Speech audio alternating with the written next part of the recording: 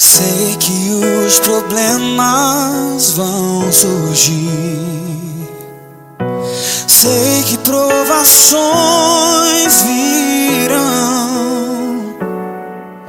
mas põe a tua fé no intercessor, que é Jesus, que sempre lhe estende as fortes mãos. Sei que as muralhas do temor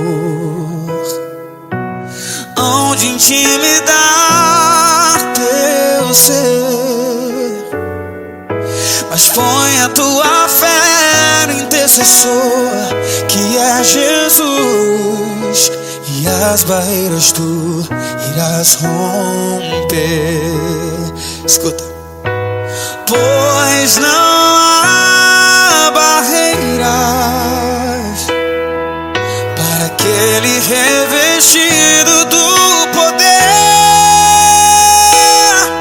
que vem de Deus, destruindo todo mal e dor. As mais altas barreiras tu irás transpor.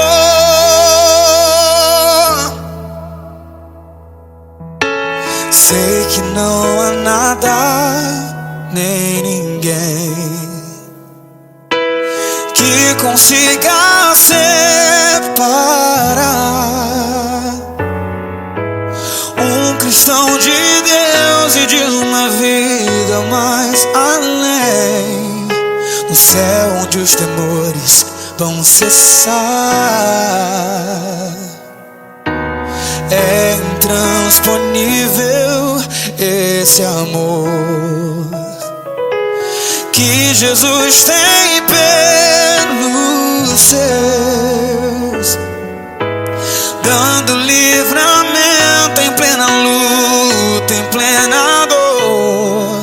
Jesus é o nosso grande intercessor.